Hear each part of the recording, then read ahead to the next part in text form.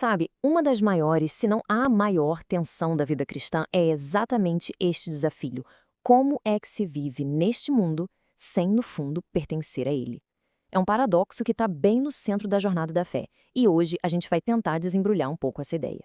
Para a gente entender isso, o nosso caminho vai ser o seguinte. Primeiro, vamos mergulhar nessa tensão inicial, depois, entender o que de fato significa negar a si mesmo. Na sequência, a gente olha para a dádiva da criação, adota a perspectiva do peregrino e, por fim, a gente descobre o verdadeiro centro que amarra tudo isso. Então, vamos direto ao ponto. O chamado para quem segue a Cristo não é uma fuga do planeta Terra. Pelo contrário, na verdade, é para viver aqui. Mas, e esse mais é crucial, com uma consciência totalmente transformada. É isso aí. Viver na Terra, mas pertencer a um outro reino. Isso quer dizer viver como alguém cuja lealdade principal já foi transferida, sabe? Pensa assim, é como ter uma cidadania espiritual num outro lugar, mesmo que os nossos pés ainda estejam bem firmes aqui. A mudança é, antes de mais nada, interna. E aí, claro, surge aquela pergunta que não quer calar. Então a gente deve renunciar a tudo? Jogar tudo para o alto? Ou será que é possível, sim, aproveitar a vida que a gente tem por aqui? É justamente essa a tensão que vamos começar a explorar agora. Para começar a responder, a gente precisa ir lá na base de tudo. E a base, que foi estabelecida pelo próprio Jesus, é esse conceito de negar a si mesmo.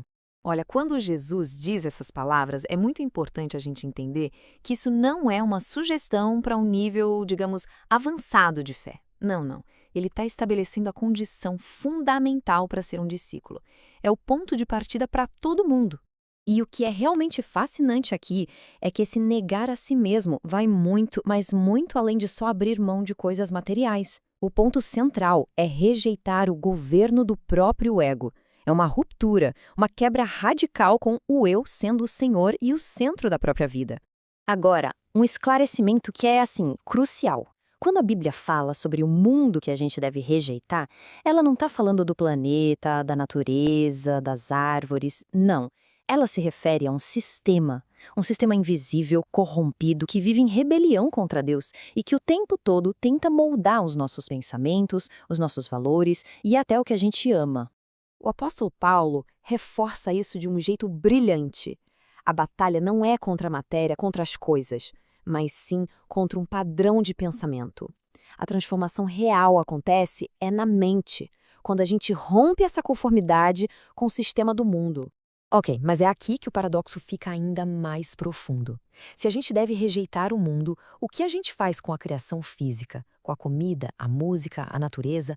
Bom, a resposta é que a criação não é o inimigo, muito pelo contrário, ela é uma dádiva. Então, a gente tem essa distinção perfeita. De um lado, o mundo como esse sistema de rebelião que precisa ser rejeitado, e do outro, a criação, a natureza, os relacionamentos, o trabalho, como um presente de Deus que deve ser recebido com um coração grato. Então, o pulo do gato é este.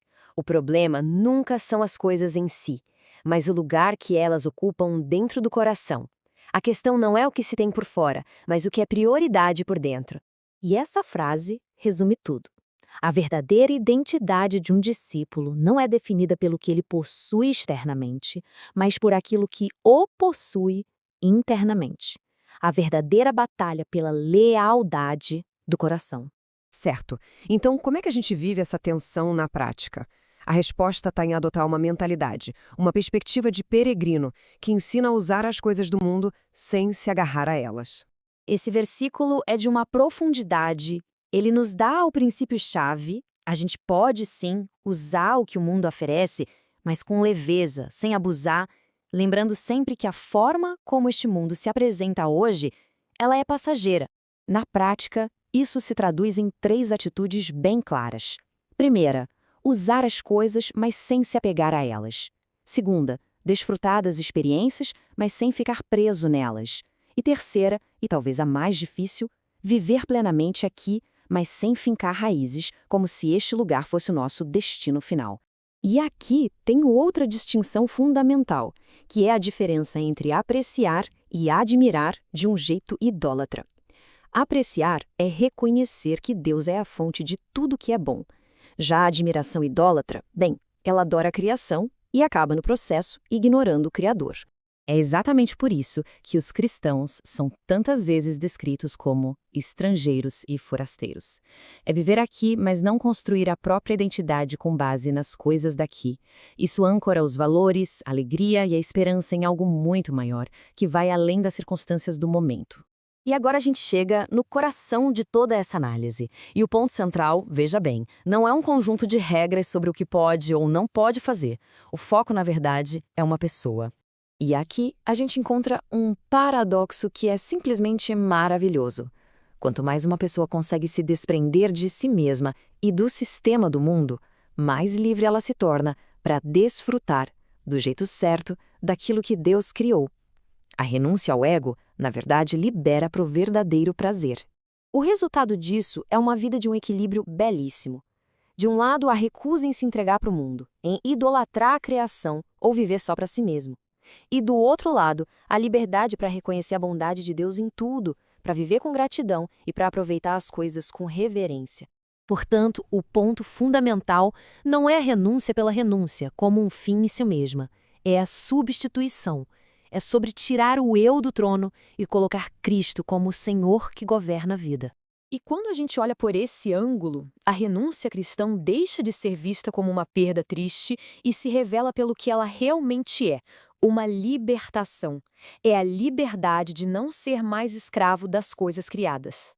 E no final, a questão deixa de ser o quanto eu posso aproveitar ou o quanto eu devo renunciar. A verdadeira pergunta, aquela que move tudo, se torna esta: Cristo é de fato tudo para mim? Porque quando a resposta é sim, todo o resto encontra o seu devido lugar.